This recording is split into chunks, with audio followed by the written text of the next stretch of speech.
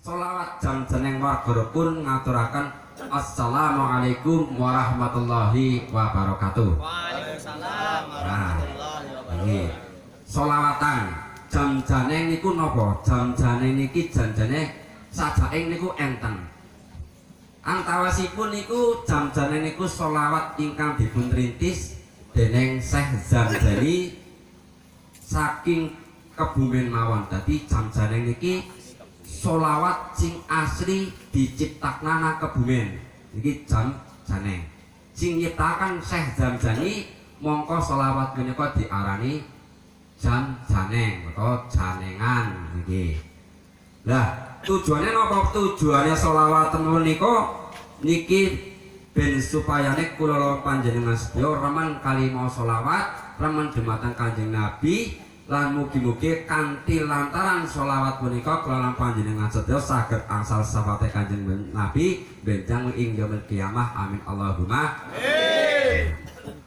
Sholawat jam-jeneng wonten ing Dukuh Giyanti punika dipun paringi asma warga rukun ingkang tujuane muga-muga kanthi maos sholawat punika kula lan panjenengan sedaya dadosa warga sing saged rukun mangaju bagya sareng-sareng dadosa napa niku warga sing tentrem ayem guyub rukun loh jinawi dadine negara baldatun thayyibatun warabun niki sing diajengaken. Mula saking punika mbok bilih maanggen kawula sedaya niki teng mriki wonten kirang sopan sapundhunipun, kirang napa tata kramanipun dumateng panjenengan sedaya utawa pamiyarsa utawa pimidhanget sedaya niku nyuwun ngapunten kathah sholawat ingkang dipun waos niku wau salah pambuka kali sholawat rojak. Dene sholawat ingkang salajengipun nika sholawat ricik-ricik genepangaken bilih jam-jeneng punika saking Trata Giyanti dipun wastani warga rukun. Mbok bilih enten sing ngersaken nggih monggo niki saged menghubungi Bapak Miswan utawa Bapak Samin nggih kali promosi niki nggih. Live streaming utawi nek mboten saged ningali teng YouTube niku channel Gi Channel. Nah niku saged ditingali sholawat-sholawat jam-jeneng sing saking warga Giyanti niki. Matur nuwun dumateng Kang Kanggohan griya kersa angaturi rombongan kawula saking warga rukun Dukuh Giyanti menika. Mugi-mugi kanthi waosan sholawat-sholawat mangke hajatipun Bapak Aminuddin sakeluarga sageda mbawa beto keberkahan lan sageda saged hajate keturutan. Amin Allahumma amin. Dene salajengipun badhe dipun waosaken sholawat ya Nabi. Nggih, monggo Bapak RW. Bapak Saman. Bapak Samantok. Ya Nabi salam alaika, ya Rasul salam alaika. Sholawat punika nerangaken bilih kula panjenengan sedaya niku nek mau sholawat niku seolah-olah Kanjeng Nabi Muhammad sallallahu alaihi wasallam niku rawuh wonten ing ngajeng kula lan panjenengan sedaya. Kranten napa? Kranten setiap kula lan panjenengan sedaya niku mau sholawat Gusti Kanjeng Nabi Muhammad sallallahu alaihi wasallam niku bakal rawuh wonten ing panggenan punika kranten dipun dongaaken dening umate. Artinya selawat niku napa? Sholawat niku ndongaaken rahmat tatim dumateng Allah Subhanahu wa taala, nyuwunaken rahmat tatim dumateng Allah kanggene Kanjeng Nabi Muhammad sallallahu alaihi wasallam. Maka sapa wong sing gelem mau sholawat, sing gelem ndongaaken nyuwunaken rahmat teng Kanjeng Nabi, mongko wong kuwi bakal dipun tekani napa hajate, insyaallah niku bakal dipun kabulaken dening Allah Subhanahu wa taala. Amin. Lah dene Kanjeng Nabi Muhammad sallallahu alaihi wasallam punika dipun gambaraken niku kados dene menungso sing dudu lumrahe menungso. Nggih, dadi Kanjeng Nabi niku asyraqal badru alaina fatafat minhul budur. Misla husni kama ra'aina wajha sururi. Dadi Kanjeng Nabi niku wajah niku lek dipun tingali niku ndemeni. Ora gur kaya dene dhewek ndeleng wong wadon. Biasane nek kula panjenengan sedaya niku demene siji nang ndeleng wong ayu. Ping pindho niku demene nek ndeleng duit. Kabeh wong ora lanang ora wadon nek ndeleng duit ki mesti demen banget. Nggih napa mboten? Sing digleti ora duit macicil bae biasa. Pamaning nyong. Duit gelem. Nah niku. Nah tapi Kanjeng Nabi niku mboten nek ningali wajah Kanjeng Nabi niku demene seolah-olah wis ora ana bandingane liyane. Dunya wis kelalen kabeh nek bener-bener bisa melihat keindahan wajah Rasulullah sallallahu alaihi wasallam. Mugi-mugi kula panjenengan sedaya saged dipun syafaati benjang ing yaumul kiamah. Amin Allahumma. Pun dipun lajengaken kali sholawatan malih niki. Sholawatan sallallahu alaihi wasallam. Billah niki sallallahu alaihi wasallam.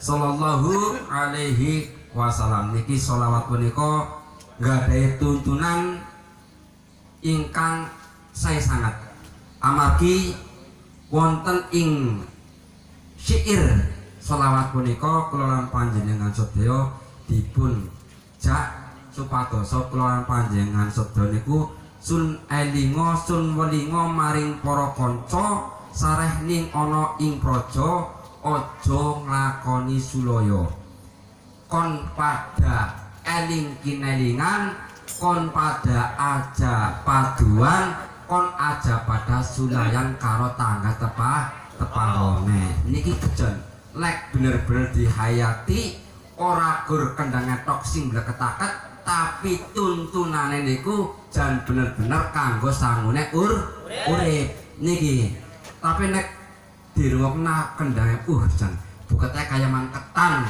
campur karo tempe mendoan wes lumayan banget. Nah tapi nang jerone kowe mau sebetulnya sholawat punika saire niku gadah tuntunan ingkang bener-bener saged dados tuntunan kula lan panjenengan sedaya wonten urip wonten ing donya punika niki sun welinga maring para kanca sareh ning aja padha sulaya aja padha padudon karo kanca niku sing penting. Dadi eling kinelingan aja pada padu-paduan karo tangga teparo sing rukun guyub kaya dene jenenge jam-jeneng warga rukun. Mulane saking punika senengon nanggap ngundang warga rukun. Alhamdulillah iki Pak Sar iki. Promo ya, Bro. Ayo promosi ora dipromosi dhewe kok ora. Nanggap. Alhamdulillah iki. Alhamdulillah wonten ing tata kemanjuran pun enten sing paling gunung niki termasuk nggih nang dhuwur dhewek moga-moga suarane tekan ngendi ora akeh sing krungu akeh sing ngundang. Amin Allahumma. Tujuane kanggo syiar kangge dakwah ngajak dumateng kula panjenengan sedaya mugi-mugi kula lan panjenengan sedaya seneng sholawatan jukut intine saking syiiran-syiiran sing dipun waos wonten ing sholawatan jam-janeng saking warga rukun. Mugi-mugi kula lan panjenengan sedaya saged mendhet hikmahe saged mendhet tuntunane lan saged nglampahi napa ingkang dados tuntunan wonten ing syair punika. Amin Allahumma. Muhammad sallallahu alaihi sholawat ala yasin sallallahu ala yasin niki sholawat sing keperak delik eling-eling ya sholawat eling-eling ngaten niku mawon nggih. Sholawat eling-eling ingkang intine niku Allah paring pitutur lamun sira urip panjang umur eling maring 5 perkara sadurunge teka 5 perkara. Mo 5 niku siji mumpung sira esi nom esi muda ngajiya kanthi temenono. Dadi nek esi nom kowe kon gunakna wektune kon gunakna wektune golek ngilmu ben supaya neng ngesuk nek wis tuwa ora kuciwa ora getun mburi karine. Duh nyok mien agi sinom ora nget ngilmu sing wis tuwa ora teyeng ya akeh tunggale niku. Dadi moli-moli niku siji, pertama niku mumpung sira esi muda padha nglakonana ngaji temenono ben ngasuk tuane niku dadi urip sing mulya lan ora kuciwa. Pertama. Kaping kalinipun mumpung sira esi longgar wektune esi anak aja gampang ngendhe waktu nggih. Dadi pengibadah ya mengko disita waktu zuhur mbek jam 12 engko urung jam 1 wis jam 1 lah mengko urung jam 2 terus akhirnya garap sholat zuhur tekan jam 3 begitu wis tekan jam 3 lah sholat sisan maghrib teka angkot disitken mbek tekan ngisan mbek garap sholat. Nah mula saking punika nek duwe krentek duwe hajat niku ya cepet aja ngenteni mengko mumpung esi longgar duwite longgar waktune sempet tenagane niku kudu cepet kang kaping kalih kaping 3 mumpung sira esi waras sehat selamat mengko nek wis larat jejer kalingane gur karo mati wis ora ngerti wong cilaka ora ngerti wong garep lara ora kelingan nek kok pas lara tapi nek pas lara niku kalingan kabeh karo pas agi sehat aduh nyowingi disehat ora sida macul malah siki kae lara boyoke lah macule mbok kapan maning akhire ora sida macul ngerja kena ora de duit maning rek iuran ora nang sing gelem lah jan kepriwe corna bae akhire malah kesio niku makane mumpung esi waras sehat selamat ngibadah kowe ditemenono nggih ngelingono ngasuk nek wis lara ora bisa apa-apa kelingan aduh kenyong les lara kira-kira nyong mari apa mati tok amari alhamdulillah nek mati ki sing digawa apa mori 2 meter ping 3 niku lah kaping 4 niku mumpung sira esi sugih bondo kabeh wong ki jane sugih bandane nggih Pak Ibu kabeh mesti sugih apa sugih banda ora ketang duit 10.000 be sing duwe lah 10.000 sugih apa lho nggo tuku kuyah kanggo seminggu lebih nek 10.000 asli kabeh gitu lah mumpung esi sugih bondo bisa dadi wong sing kang loman maksudnya loman kuwi ya aja eman-eman nggo ibadah ana wong butuh ya di nai jenenge utang dibalik namane mau utang kan dibayar namane ora duwe ya ngomong nyong ora duwe wae nah niku mula saking punika nek agi sugih bondo ngelingono ngesuk nek wis melarat iki ora tuku rokok bathe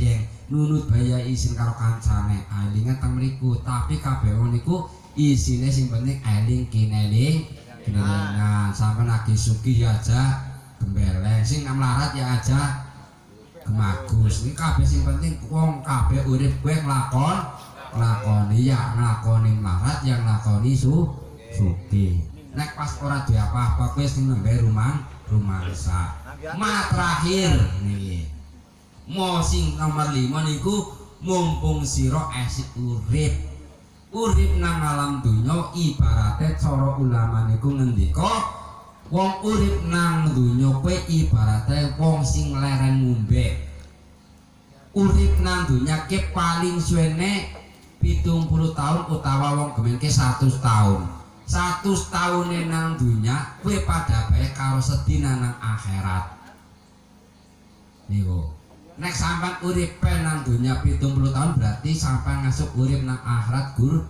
sedina niku karena napa wonten tafsir Yasin niku njelasaken bilih setiap menungso niku besok bakal den hisab setiap hisab niku nunggoni 70 tahun suwene makane sing dihisab wong niku kathah siji Nuwun sewu niku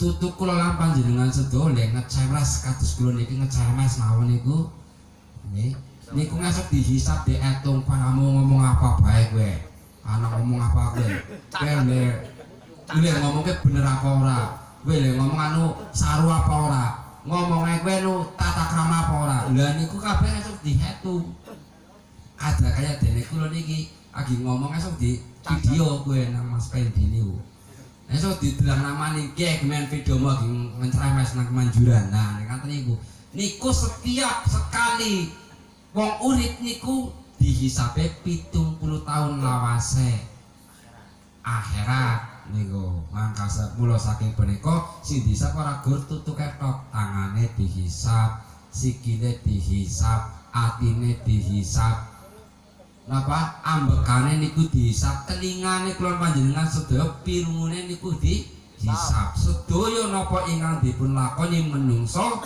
sedaya bakal den etung lah nek etungane dunya paling kepenak pamanen jenengan ngetung-ngetung nang dunya kepenak tapi etungan akhirat niku sing dibeto sing bisa nulungi namung amal sae mula saking punika moni-moni iki monggo sarang-sarang diresepi dieling-eling elinga sira menungso urip nang alam dunya niku gur ibarate leren ngombe dimben pekewek teh nah bismillah dhisik Pak Garwek oh pun nggih alhamdulillah nggih pun dipunajengaken malih selawate Pak Ahmad niki gantisan ngono niki kakak niki piyantune sing selawatan oh turu putih niki kula lan panjenengan sedaya sak hebat-hebate menungso sak kuat-kuate menungso ngesuk nek mati warang-warung ya digotong nang wong papat niku selawat salah jenis cokot boyo aduh yang nanti cokot boyo nah niki selawat anyar garapan nek enten kirang pas ya ngaburane nggih sedaya mawon niki selawat cokot boyo